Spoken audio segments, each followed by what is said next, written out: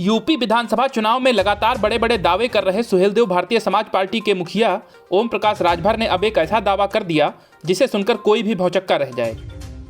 Samajwadi party के साथ मिलकर गठबंधन में चुनाव लड़ रहे राजभर ने दावा करते हुए कहा है कि सपा गठबंधन पूर्वांचल में 125 यानी 125 सीटें जीतेगा। राजभर का यह दावा किस आधार पर है, ये अभी तक कोई भी चुनावी जानकार समझ नहीं पा रहा है और सभी दीवार में अपना सर लड़ा रहे हैं, क्योंकि सच्चाई ये है कि पूर्वांचल में अंतिम 2 चरणों में चुनाव था और जिसमें कुल सीटें 111 आती हैं।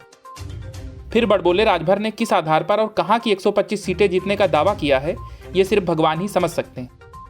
वहीं पूर्वांचल में भाजपा की स्थिति बेहद मजबूत है और वो अपने सबसे बुरे प्रदर्शन में भी आधी सीटें तो ले ही आएगी। तो एक तो पहले राजभर के सीटों का आंकड़ा गलत है और दूसरी तरफ अगर सीटों का आंकड़ा सही भी हो तो उनमें से सभी सीटें जीतने का दावा तो कोई पार्टी अपने चरम पर भी नहीं करेगी, जबकि सपा और सुभाषपा गठबंधन का तो जमीन पर कोई आधार ही नजर नहीं आता है। लेकिन राजभर तो राजभर हैं, जैसे पूरे चुनाव में वो उल्टे सीधे बयान देते रहे हैं वैसे ही आखिरी चरण के पहले भी उन्होंने बिना सर पैर के बात कह दी। वहीं राजभर ने एक और बात कही। राजभर बोले कि सत्तारूढ़ बीजेपी इस चुनाव में अब अपने अस्तित्व की लड़ाई लड़ रही है।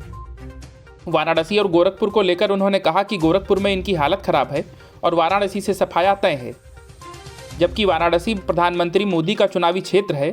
अब आप खुद ही समझ लीजिए कि राजभर की बातों में कितना वजन है। वहीं राजभर ने कहा कि बीजेपी परिणाम को लेकर इस कदर हताश हो गई है कि देश के इतिहास में पहली बार प्रधानमंत्री को सड़क पर उतरकर जिलेवार दौरा करके भाजपा के पक्ष में प्रचार करना पड़ रहा है, जबकि पीएम मोदी अधिकतर चुनावों में अपनी पार्टी भाजपा के लिए ऐसे ही प्रचार करते नजर आते हैं। बहरहाल यूपी चुनाव में अंतिम चरण का मतदान 7 मार्च को है और 10 मार्च को परिणाम आएंगे। Bureau news of India.